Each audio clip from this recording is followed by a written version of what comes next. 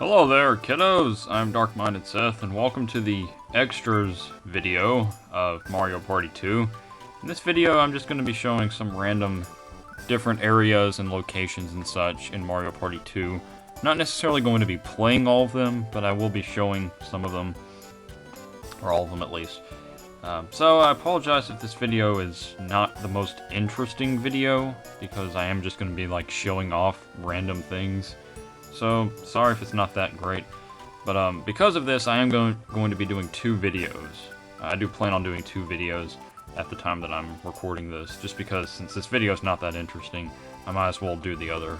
And since we've only got two videos left of the project, I figured I would just go ahead and upload both of them today.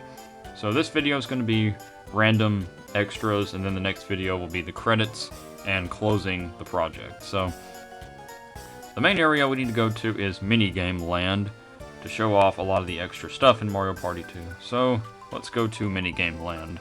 Alright, so welcome to Minigame Land. We have these different areas that we can go to. First one I'm going to go to is Woody, who I guess is the Deku Tree's dopey cousin. And he has one of the funniest tracks ever. So, let's go see Woody.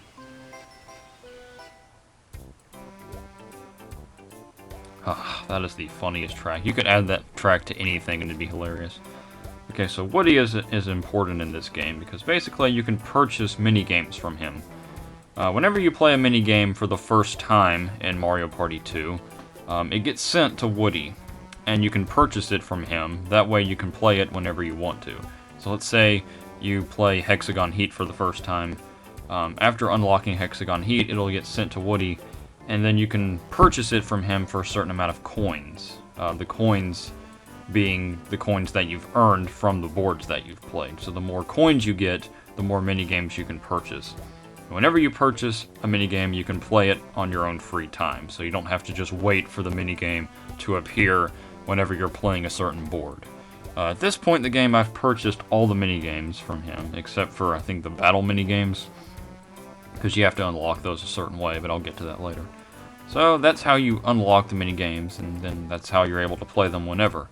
And they get sent to the minigame park, and I'm going to show that location next. So let's go back, and let's go to the minigame park, which is in the middle here with these trees. Nope.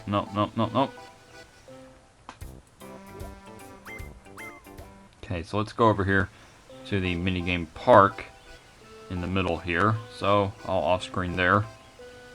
Alright, so here's the minigame park, and you have these trees, little clones of Woody, I guess, and each one has the different types of games. Like this one has 4-player games.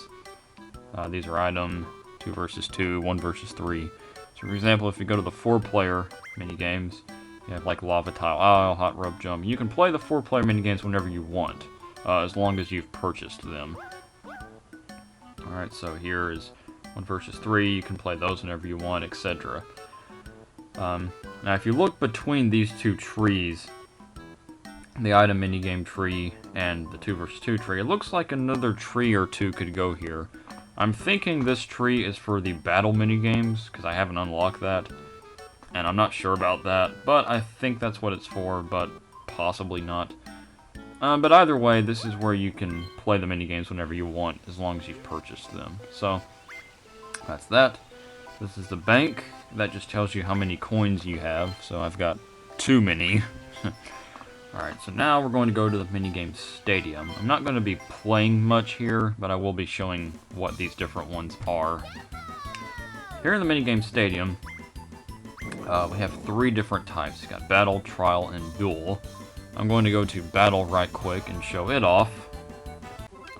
Alright, so here we have Battle mode. And all this really is you play minigames until one person wins a certain amount. So you have 3 win, 5 win, 7 win. So if you go to 3 win, you can pick the type of minigame. In this case, we'll say 4-player. So the first person to win 3 times is the winner. You can pick 5 times or 7 times, it doesn't matter. The first person to win the most minigames wins. And that's all this really is. There's not much to it. And there's no reason to show it off because we'll just be playing mini games that we've already seen. So, that does it for that. Alright, so here is the trial mode, minigame stadium. This is sort of like a very basic board. It's sort of a slice of bacon turned into the number 8. But the trial mode, this is much like a board, but consider it to be like a very, very basic board with no real features added to it. You hit the die, and then you go a certain amount of turns. You land on red spaces and blue spaces, but the board doesn't have any features. There's no Toad, there's no stars, there's no Bowser or Bank, nothing like that. So the winner is based on the person who wins the most minigames and gets the most coins from the minigames.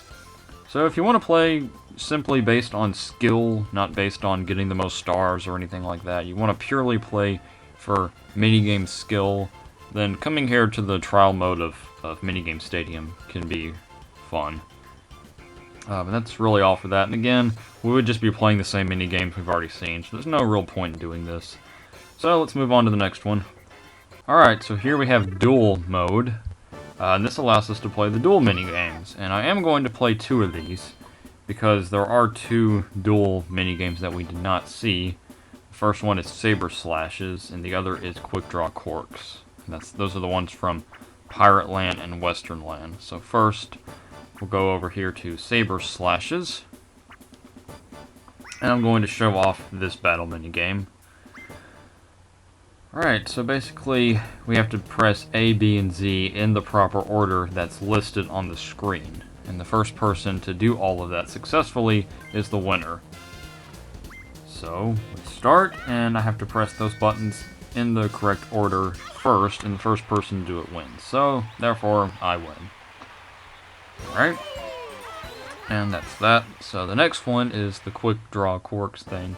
And then, of course, you get a little star thing for winning, and then clearly the person who gets 3 first is the winner. So now let's do Quick Draw Corks. Let's play this one. I'll show it off. This is a really fun one. This works sort of like a Western duel. He says go, and then right when he says go, you need to fire your cork. Right here I did it too early. If you do it too early, you get a miss. And if you do it too late, you'll probably lose. So, 3, 2, 1, go, and then you hit A, and then you hit the player, and the person who does that first is the winner. So it's sort of like a classic Western duel. Okay. So basically in duel mode, you can just play all the duel minigames if interested. And I guess that's really all to show for that, because we've seen all the other duel minigames. So let's head back to minigame land. Alright, so this is the minigame coaster, and here you play every minigame at least once in a certain order. And it goes from like easier to hard, etc. Each minigame requires a certain criteria to beat it. For example, you might play like a coin minigame, and it might say like, get at least 20 coins to win. And basically your goal is to beat every minigame at least once, and after you do that, you'll reach the end of the roller coaster. I think if you beat it once, you unlock the item minigames, and then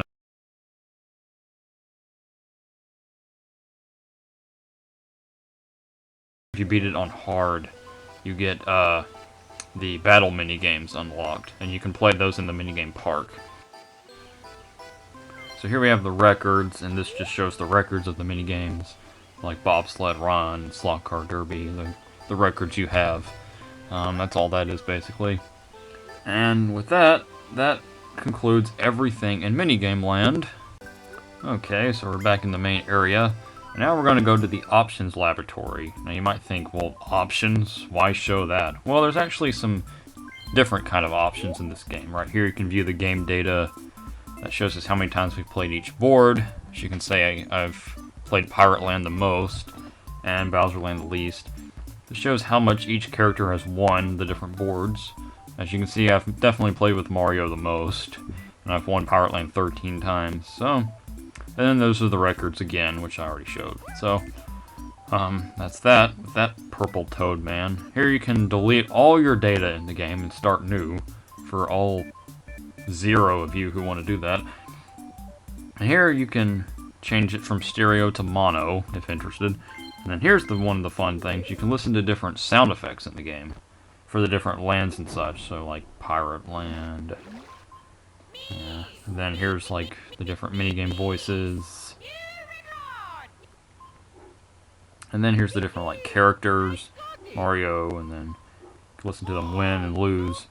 One thing I like to do is that for Peach, I like to go to the Superstar and have her lose. So it's like, yeah, it's a lot of fun to do. And there's different characters like Toad, and that's it for that really. There's different ones, but you can go look at those. And here's the different tracks of the game, like for example, Horror Land.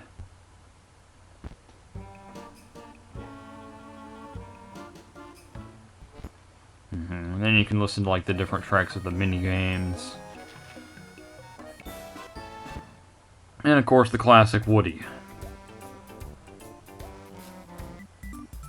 Alright, so that pretty much covers all the random different areas of the game, the ones I have at least.